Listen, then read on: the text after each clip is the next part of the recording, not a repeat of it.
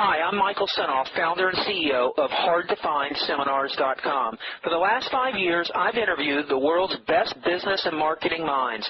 Along the way, I've created a successful publishing business all from home from my two-car garage. When my first child was born, he was very sick, and it was then that I knew I had to have a business that I could operate from home. Now my challenge is to build the world's largest free resource for online downloadable MP3 audio business interviews. I knew I needed a site that contained strategies, solutions, and inside angles to help you live better, to save and make more money, to stay healthier, and to get more out of life. I've learned a lot in the last 5 years, and today I'm going to show you the skills you need to survive.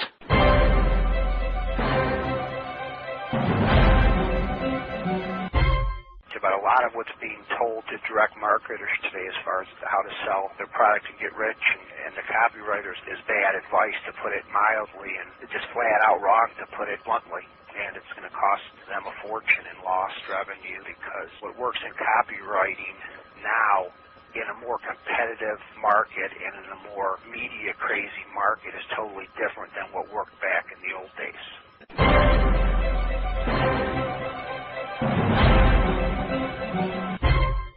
Hi, it's Michael Senoff with Michael Senoff's HardToFindSeminars.com.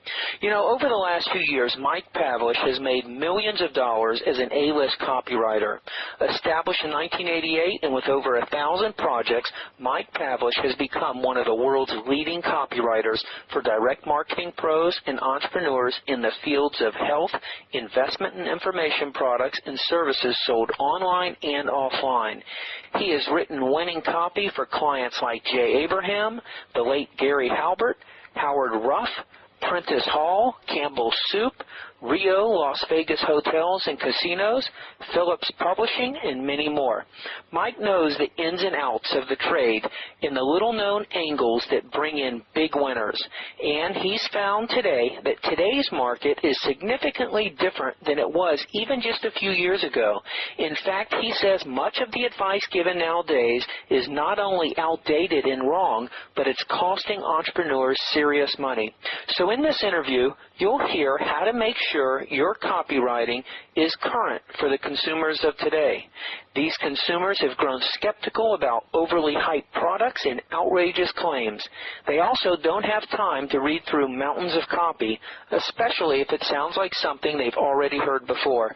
Fortunately, though, there are specific techniques that appeal to this new generation of consumers. And in this interview, Mike's going to reveal what he's learned over the years. Here's what's waiting for you in this exclusive interview. The secrets on how to write headlines that stop readers in their tracks.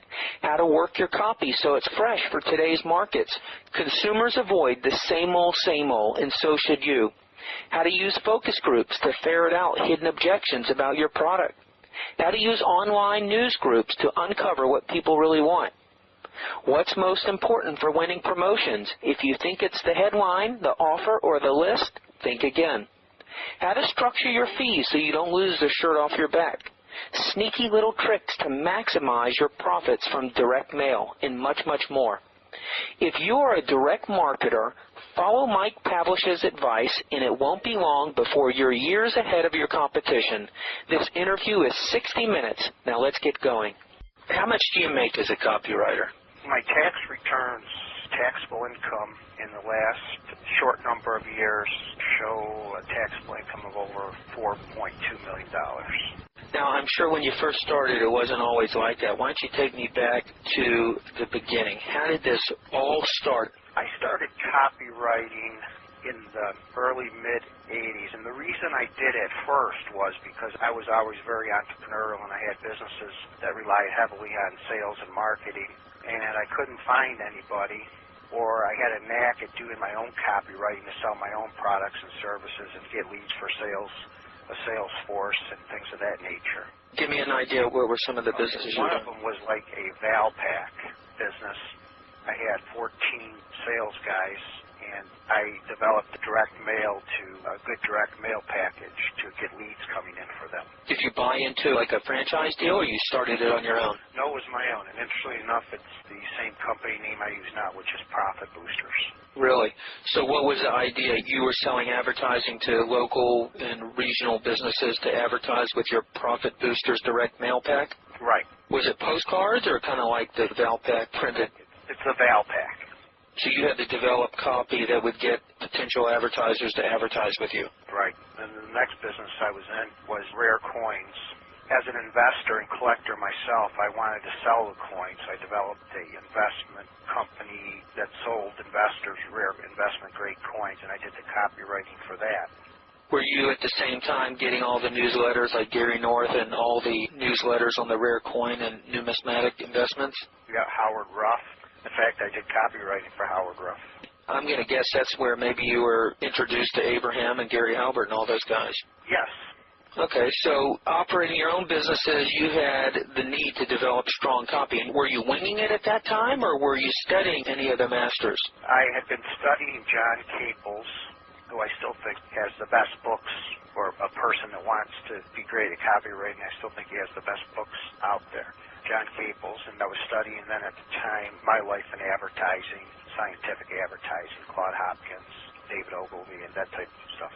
What did you think of Gary Halbert's stuff? Did you know him in that area? Yes, I knew Gary for a very, very long time. How were you introduced to him? I was introduced to Gary by Tony Casday, who had a sweepstakes-related company in Las Vegas. Actually, what happened with Gary Halbert was funny. It was right before my wedding, 1990. He wanted me to speak at one of those seminars he gave me. It cost people at that time $5,000 a person. This was in Marathon, Florida, where he lived. Yeah, I think that was his Key West seminar. So he wanted me to come down and speak to his attendees there. I think I was going to speak 2 days before the wedding or something, and I told him that, and he said, screw the wedding, this is important. Yeah. I came down and spoke there, and actually I brought my wife, and she got to relax before the wedding, so it worked out good. And then I spoke at the Seminar of the Century in Los Angeles. Did you study his stuff and read his newsletter? Yes.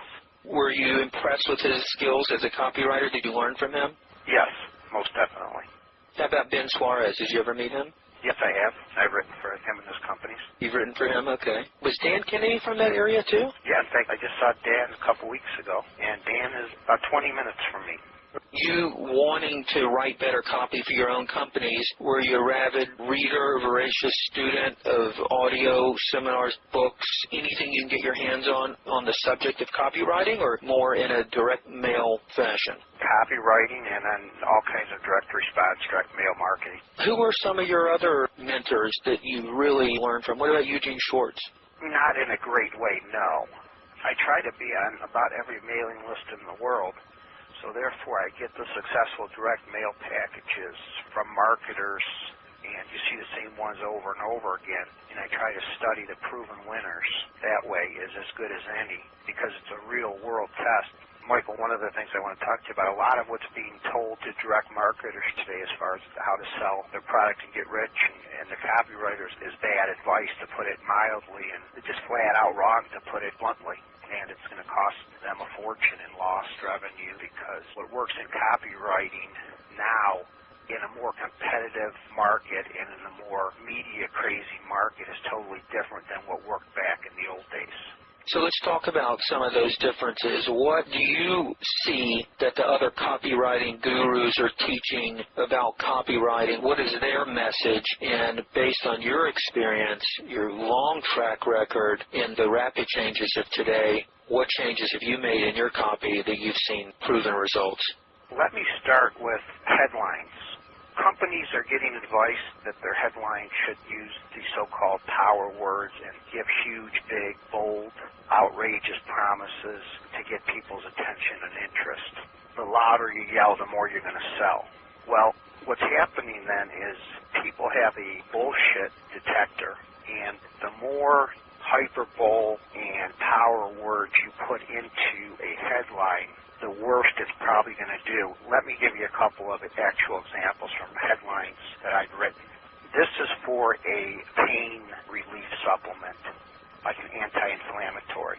There's two headlines that were tested. The first was, this amazing pain eliminator instantly zaps all back pain from your body with no drugs and no surgery. And the second headline was, a new way to end your back pain. The first headline is chosen as the winner by most people, but it did not win in split testing. The second headline got 237% more orders. The reason being is that it has the news factor to it. People want to see what's new and what's news, and it doesn't hype and use these power words to excess. It is more believable. There's another thing I want to bring out before I give you another example of that, and that's what I call a differential transformation element. You have to right away in your copy these days tell people what it is that you're selling and what makes it different or unique. People aren't going to wade through copy and even read it if they think it's the same old, same old. Like if you're trying to sell them, let's say, a pain relief supplement that has glucosamine and chondroitin and MSM, because that's what every other pain relief supplement in the world contains. You have to tease at or hint at or tell them what's new and what makes your product new and different. Yeah, that makes sense. It sounds like the USP, unique selling proposition. You've got to do your research and figure out how it stands out compared to everything else out there. Yeah, bingo, bingo, bingo. You hit the right word there, which is research. That's what direct marketers don't do enough of, or copywriters don't do enough of, is research to find out what the market wants the most, what they're not getting now that you can give them. Because truly, if you know who you're writing to and you find out what he wants, how he wants it, what he believes, how much he'll pay for it, then you have a great shot at a huge winner because you just fulfill what he wants. That can only be done through hard work, painstaking, grueling research that can take dozens and dozens and dozens of hours. I'd love to know your process on the research. Take us through the process. I do a lot in the natural health supplement field. That has to do with diet, weight loss, pain relief, men's potency issues, prostate issues, memory, et cetera, et cetera. Today I'm working on a project from an old client for a vitamin B12 patch with folate in it also, so it has B12 and folate. Now, my experience told me if you come out and try to sell another B12 product, it's just too vanilla, too plain. They've seen that. They don't see the need for it, or they can get it at Walmart. So what I did find out was that the nutrient folate has to be added to vitamin B12 in the right dosages to make it most effective.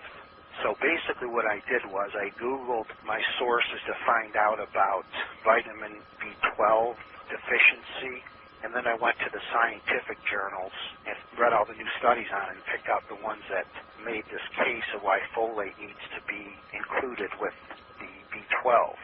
I went a step further and found out all the different health issues that are affected by the vitamin B12 deficiency. What that led to was a concept that there's a link that brings all these health problems together that you can now take this revolutionary product to help your health problems in this area. It's kind of the missing link. Did anyone have a vitamin B12 with the folate out in the marketplace?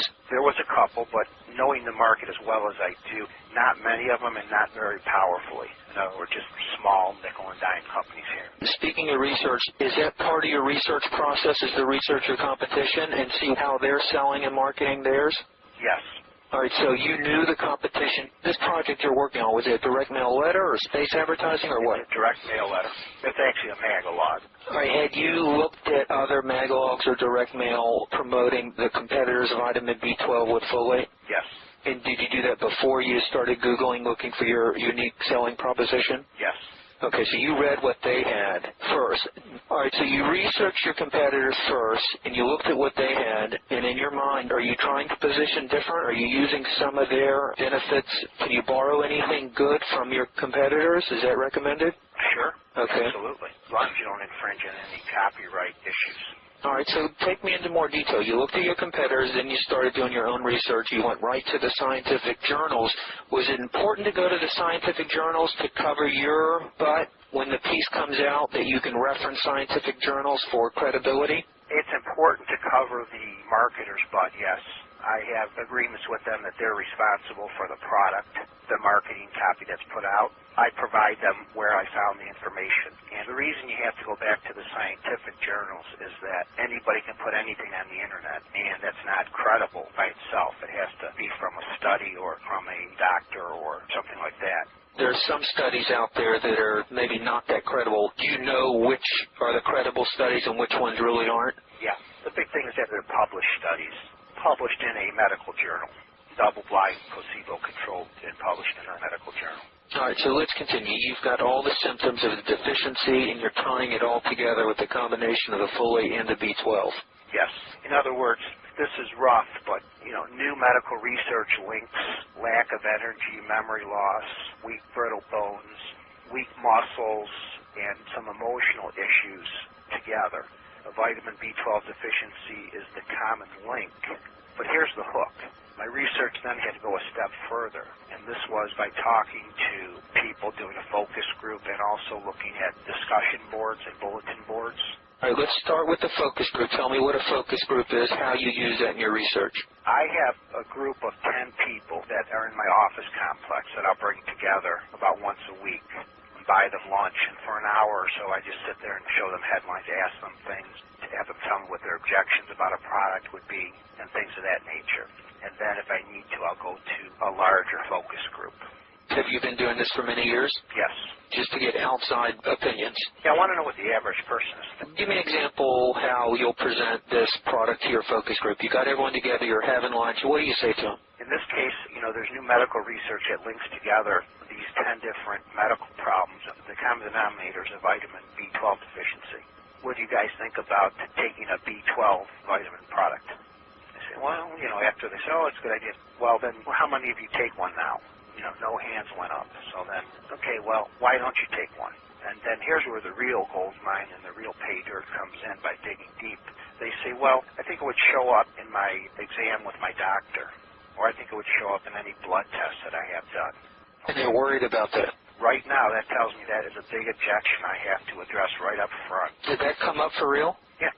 They don't think they should pay money or go through the expense of buying a B12 supplement because if they were deficient in B12, their doctor would tell them because it would show up in their blood test. Oh, I see. They think that when they do their normal blood, the doctor would let them know. Yes. For more exclusive interviews on business, marketing, advertising, and copywriting, go to Michael Senoff's hardtofindseminars.com.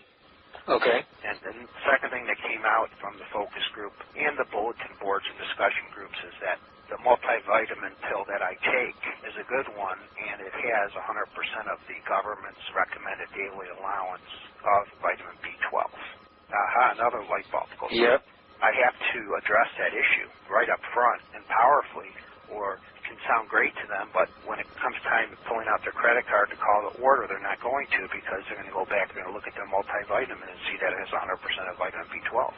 Okay. What else did you find? It was real Well, the folate, it has to be in the proper proportion to vitamin B12, and the absorption of vitamin B12 from a supplement, the body does not digest in much of it because as a person gets older, their gastrointestinal process works differently. So what the patch does, it's a once-a-week patch, vitamin B12 and folate patch, that evenly distributes it out so that the person does get enough of these nutrients. All right, so let's go back to the research. Your focus group, scientific journals that publish studies, and you mentioned online news groups. Tell me how you're using the groups online. Specifically for the vitamin B12, what would you search? Vitamin B12 news groups? Yes, discussions. You're like a voyeur looking at the discussions from common everyday people with concerns, and you're pulling out concerns and objections that you know you have to cover. Absolutely. That's what's not told much to the direct marketers or to copywriters these days. If me, the copywriter, assumes that I know everything about every product and every market, I'm not going to be successful because nobody is that smart. I have a wealth of experience over 20 years in natural health supplement markets, and I have that same in investment products and information products, but I still cannot guess. And that's why companies pay me the big bucks, because I don't guess. I find out for sure what people want, then I give it to them. I mold the product, if possible, to what the prospects want the most. it's like it reminds me of the Phillips Publishing speech that Eugene Schwartz gave. He said he's not the greatest copywriter out there, but he outworks his competition, and that's why he wins most of the time. He does the work. Bingo, bingo, bingo. And the work is the research mainly, right? It is. So tell me, how does your operation at your company, what does it look like? If I was to come walk into your business, how's it set up? Do you have employees? Are they independent contractors? Are you there 5 days a week? What's your copywriting business look like? I have 2 full-time copywriters that work with me here. Have they been with you for a long time? One 13 years, one 6.5 years. And they're employees, or are they like independent contractors? So they're employees with full benefits. They're level A copywriters. Do you have a secretary? Yes. Do you have other employees that do research for you? No, that's it. So between the 3 of you, you're doing all your own research? Correct. So let's say with this vitamin B12 piece, this was a previous client. He comes to you, I've got this product, you need to create, what was it, a direct mail piece? Yes. How do you work with your 2 employees? Do you all have a meeting and you say, here's the new project? Like if I was sitting in on the meeting, how do you get started on this project? What do you say? What's your process?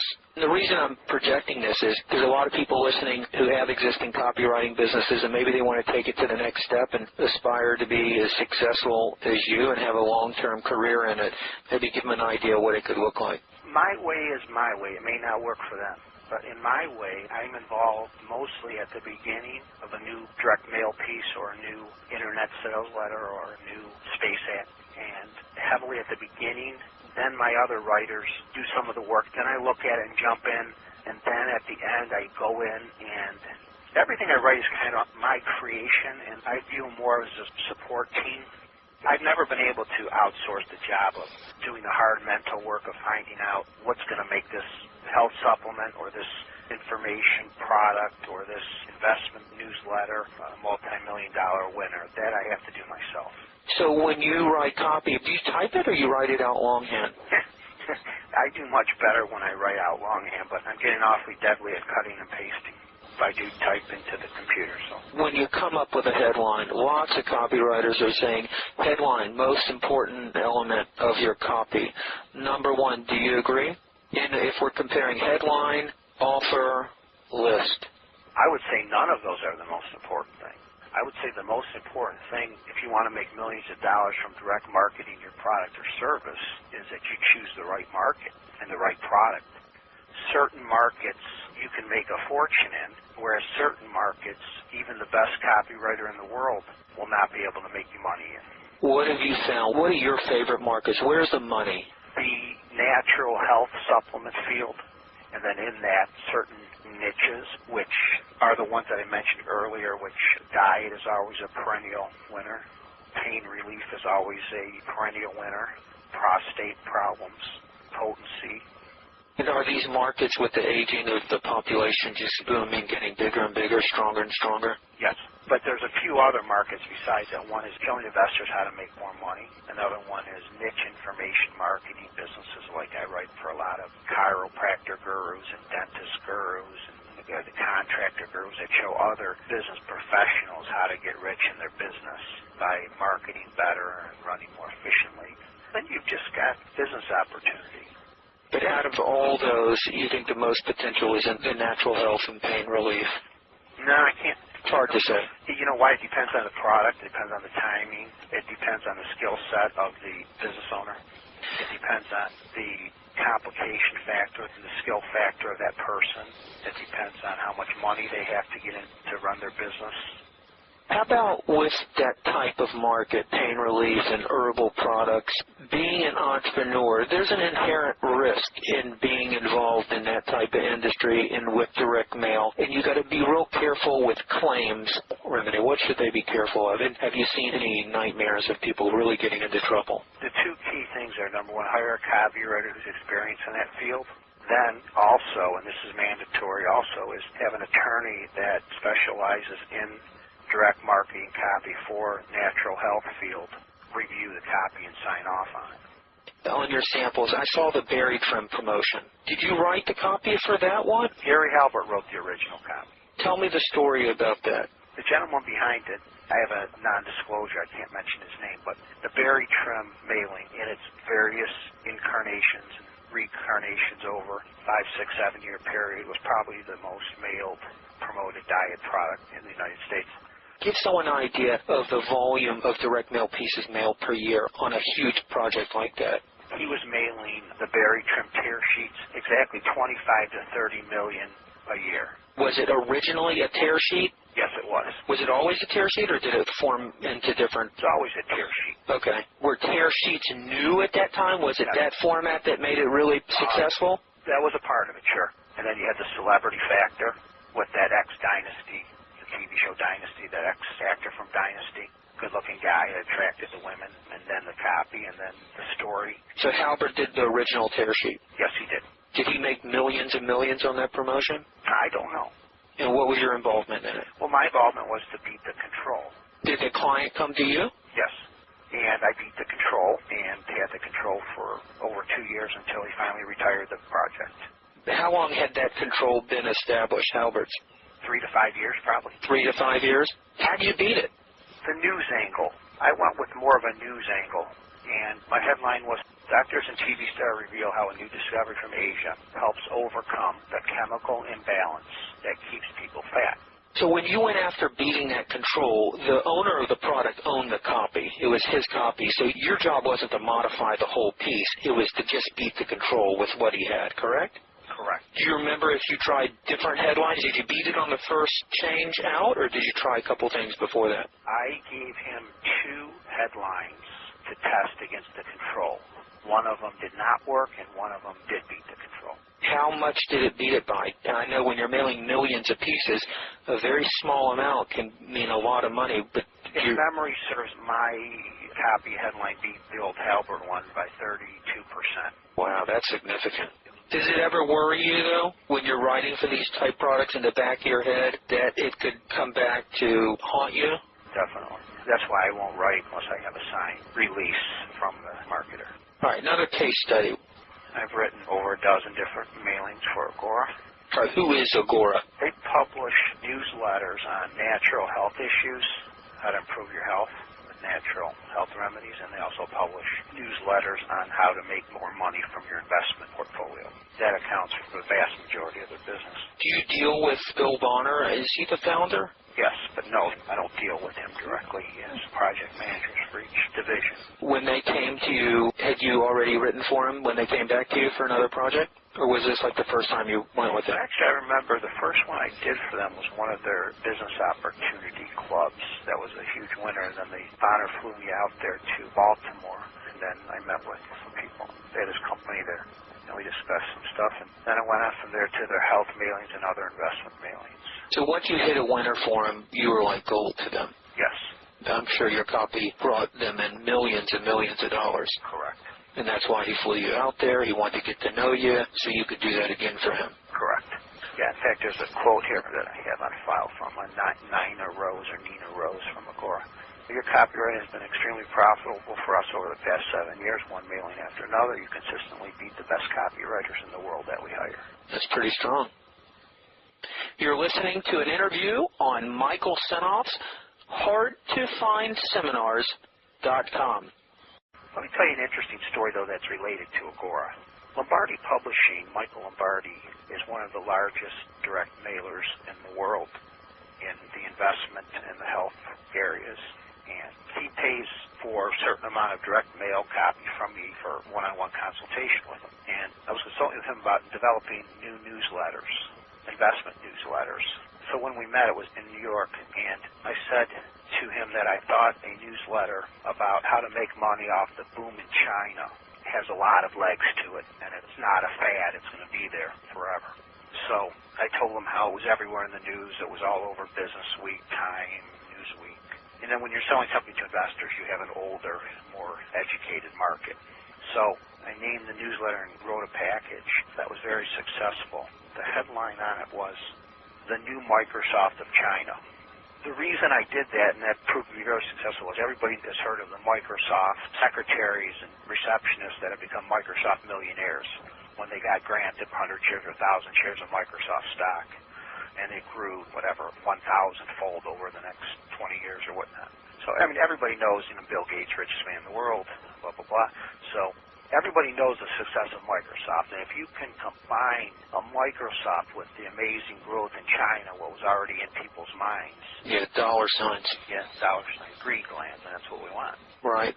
In fact, they did an in-house test against it of this headline on my copy, and it bombed. The one that bombed against it was, why investing in China will make you more profits faster than investing in U.S. stocks. So, again, the hard work is in the research and the mindset and putting 1 to 2 together from different sources and stuff. That was a big winner. Anyways, I just thought that was a cool story to tell you how conceptualizing a new newsletter, because of a current trend, is already in people's minds. They're wondering, how can I make money from China? So they rolled out with it and created a newsletter? Yes. Yeah. How long did it take to put a package like your sales letter package together? I think that took about 6 weeks. That was a huge winner. Okay, that's great. I know there's different fees, and on your website, what have you found over the years to be the best way to structure fees as a professional copywriter? Number one, never, ever, ever do a copywriting project for no money down or no money up front. I bet when I started out and was trying to make a name for myself, I did that at least a half dozen times and never made any money from it, even though I saw my copy being used over and over again. It breeds the wrong kind of people, the wrong kind of clients. So I know that copywriters and marketers are being told they should hire copywriters for no money down. How much should you get down? Let's say it's a $15,000 project. What do you ask for? You mean a flat fee? You tell me what's worked for you. Okay. Well, it depends. Does what worked for me 20 years ago or what I do now? Let's start what you were doing maybe 20 years ago, then 15 years ago, and how you've progressed and why you've changed it and what made you change. Was it lessons learned or just because of your positioning now and success and history? Okay. So when I started, I would charge for mailing about, I think it was $2,000 or $3,000, and then 5 cents per piece that they mailed if they rolled out after a 50,000 name test. Before you take them on, do you make sure that once you write their copy that they agree to do a test like that and those numbers? Yeah, that's in the agreement. And you would ask for how much per piece? 5 cents a nickel. I like to couch it in the per thousand terms. In other words, 5 cents a piece is $50 a thousand pieces mailed. So for every 1,000 pieces they mailed, I get $50. They never got paid on the first 50,000. No, whether it worked or not. But they had to agree to do a test at least. Yeah. And then if it worked, they're going to mail again. Right. Okay, and if they mail again, then you get your 5 cents on everything they mail. Right. Is it for as long as they mail? Yes. How did that work? Did you have people try and cheat you? And how did you control that? Was there a way to control it, or was it at that point a trust issue? Well, let me just make it simple. Now, 2008, maybe instead of the $2,500 base fee, maybe I charge, depending on the piece and all that, $15,000 or $20,000 plus the royalty. But the key for me and for the direct marketer was that I know the mailing list brokers. I'm on most every mailing list, especially in the niches that I write in. I know the reputation of people. If not, I'll call a client and ask about the reputation of this marketer. Is he honest? Does he pay his bills? But, of course, as I was learning this, all the hard knocks, I did get ripped off, sure. Can we talk about list brokers? There's not much information out there on list brokers. Yeah, they're a secretive little bunch, aren't they? Yeah, they are. What advice could you give entrepreneurs about list brokers compared to maybe, getting a subscription to the SRDS direct mail list and doing your research on your own? Is it good to have a list broker? Have they helped you and your clients, or are they more kind of like real estate agents just out for their commissions? No. I have a 2% rule. Only 2% of the people in any business are really extremely good. If you find that 2% in a copywriter and a list broker, it's gold.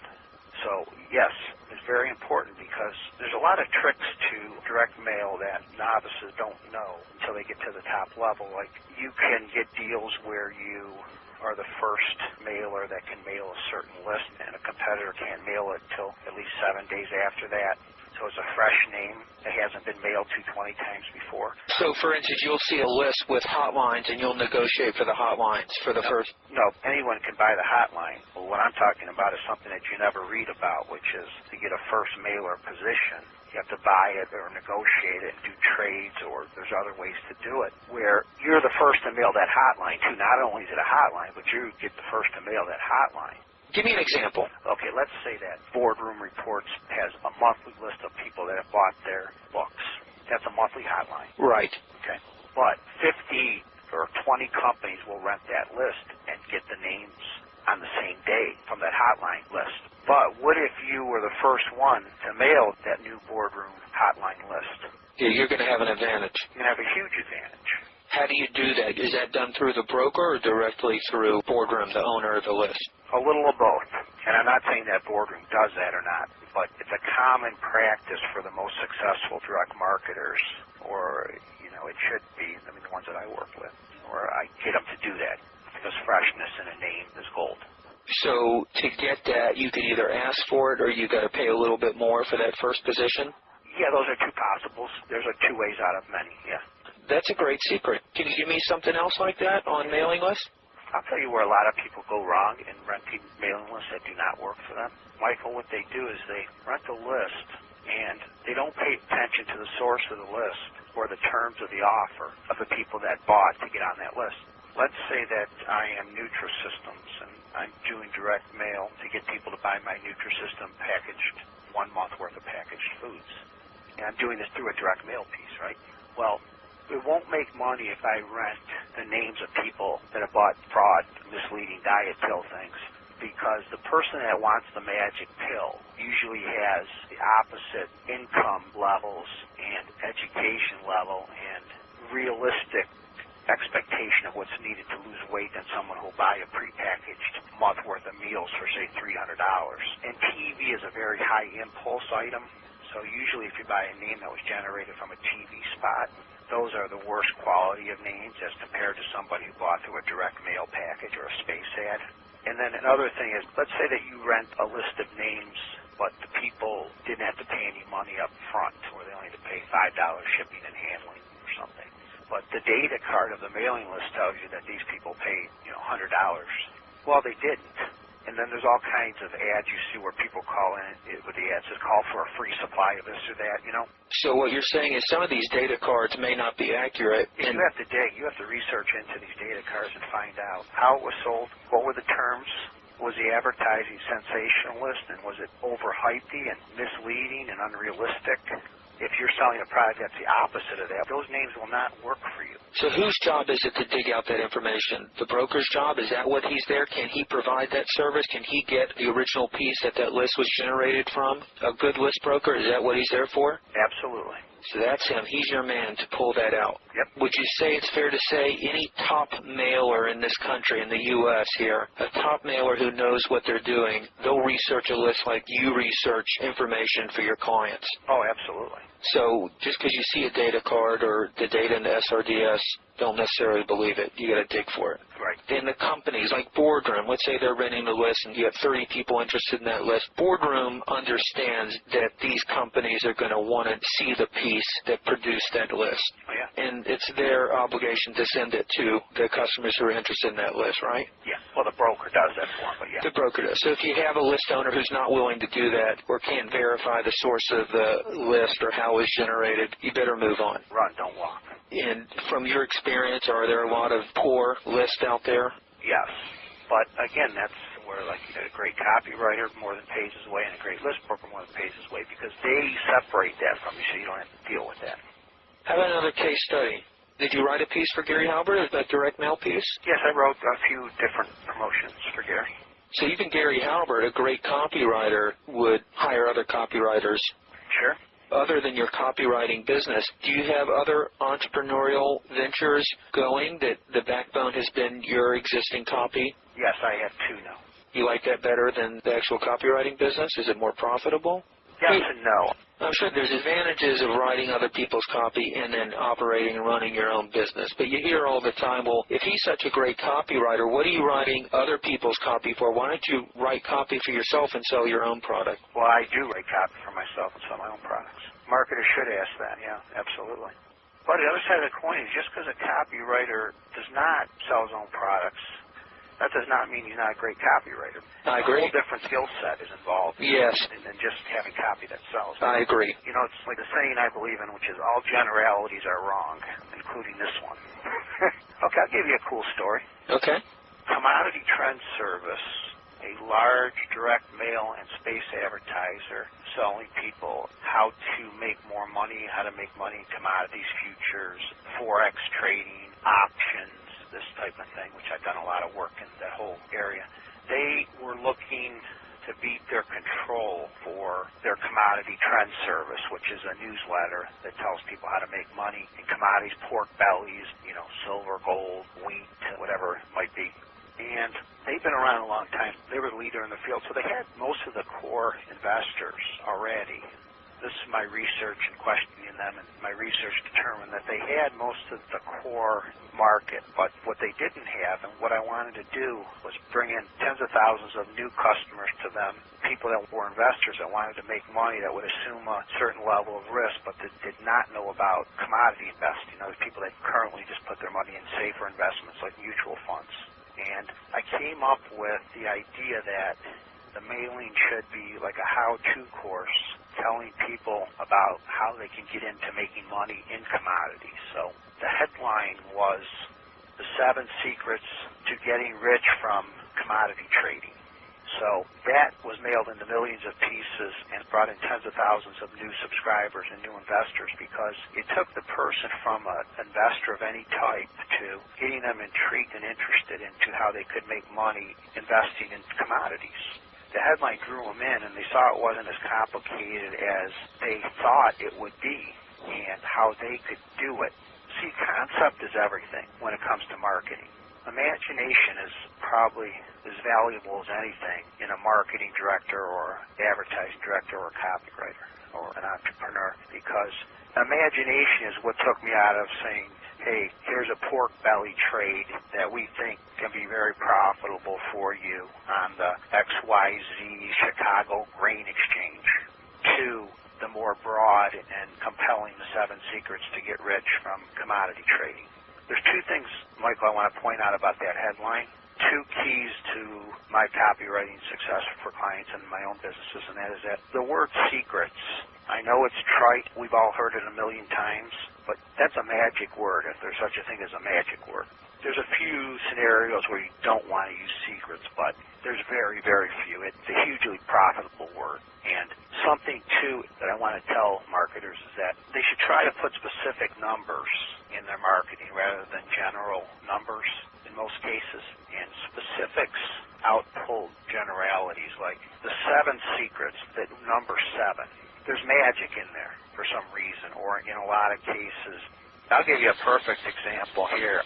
One of the best headlines I ever wrote, which is for an obscure little company and an obscure little product. It was for a computerized liquor control unit that was sold to bar owners. And the computer somehow measure the 1-ounce shot so bartenders didn't overpour. Yeah, I think I was reading that on your site. Yeah. The previous headline was something about, it said, I think it was new computerized liquor control unit. Well, I changed the headline to, here's how to make an extra $125 a day that you're now losing from liquor overpours, free shots, and no charges, and it'll cost you only $4.32 a day. You talk about a lot of your projects and clients are beat the controls.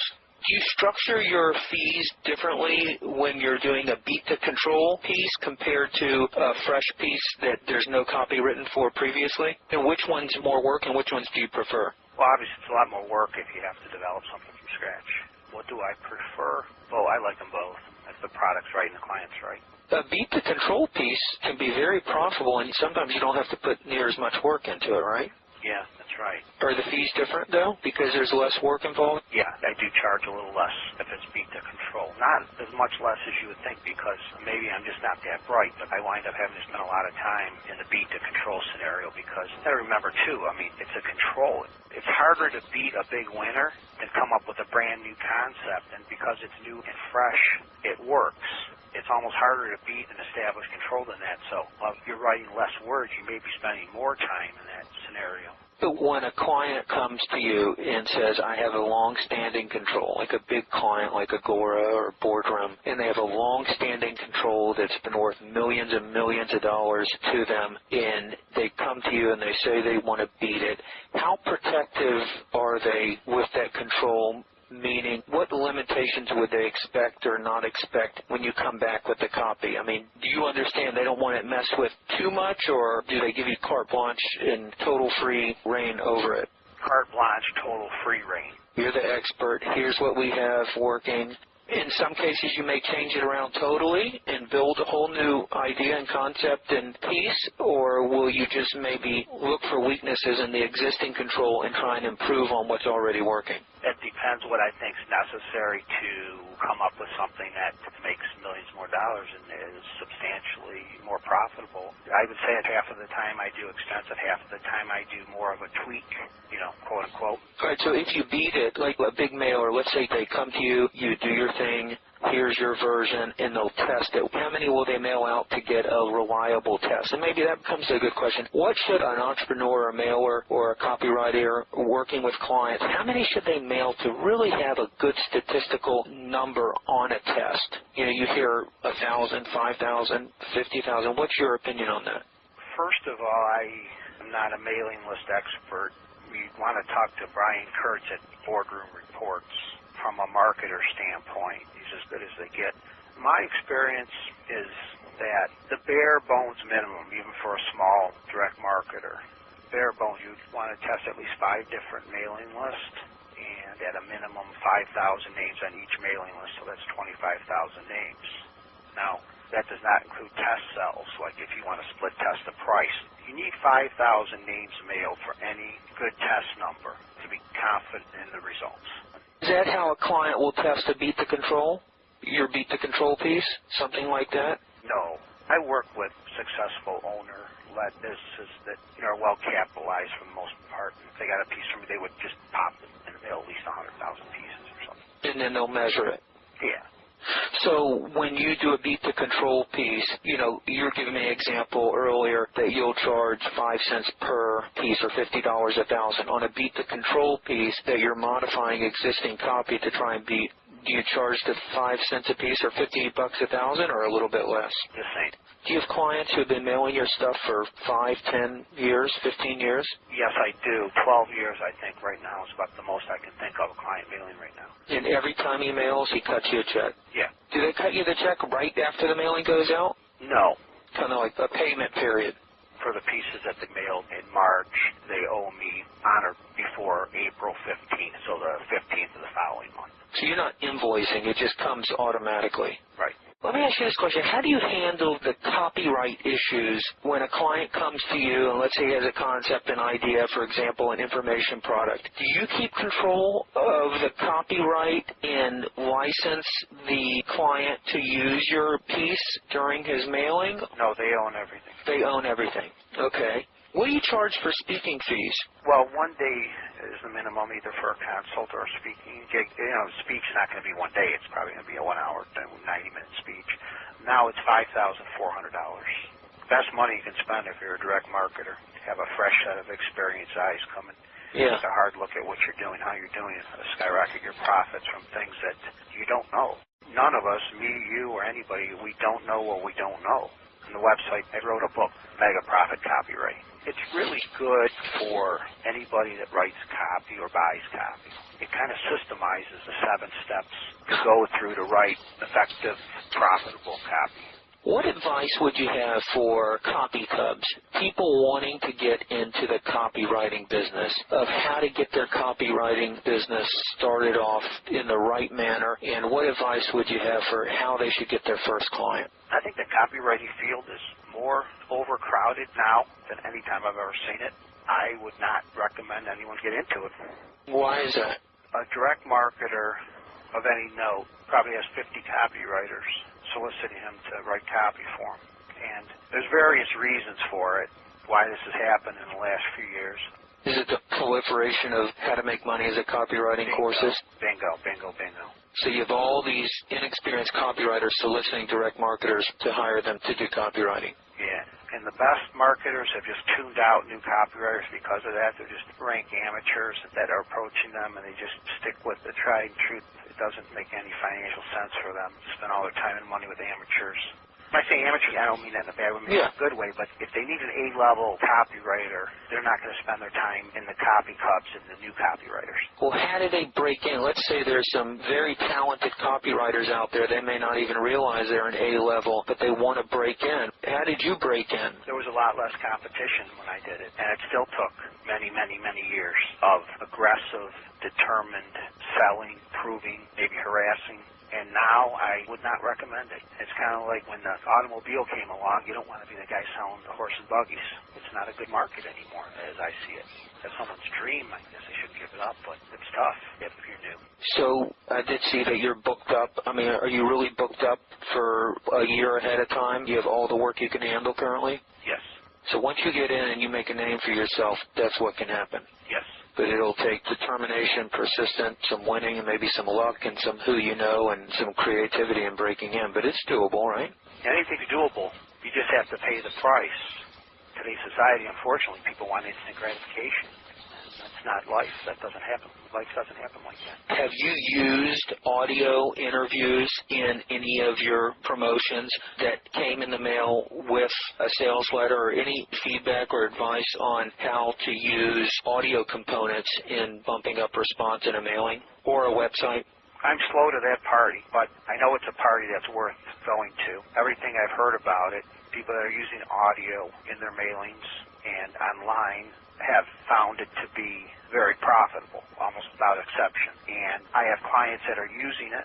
From my standpoint as the copywriter for them, I don't get that involved in it. But to answer your question, Michael, I think it's the way to go. It's the way to go. You know, it touches a whole nother way that people receive information. And to be able to pop something in a car and drive to or from work just adds a lot of credibility. Another way of getting sales and helpful information to people. And to me, it'd be a no-brainer if you're in the right type of business for it to use audio. Yeah, I appreciate that. Thank you. Well, tell me, how can the listeners find out more about you? There's a book I wrote, Mega Profit Copyright. You can just get off the website. There's samples, there's articles on the website that can help you with your marketing. And from there, of course, if you do meet what I'm looking for in a client, call me. If you have an exciting new project, or if you have a big winner and that you're doing a lot of volume on and you want to make it more productive, call me. And the website is profitboosterscopy.com. profitboosterscopy.com. For more exclusive interviews on business, marketing, advertising, and copywriting, go to Michael Senoff's hardtofindseminars.com. That's the end of our interview with Mike Pavlish. If you'd like to contact Mike, please email me at michael@michaelsenoff.com or contact Mike through his website. Thanks for listening.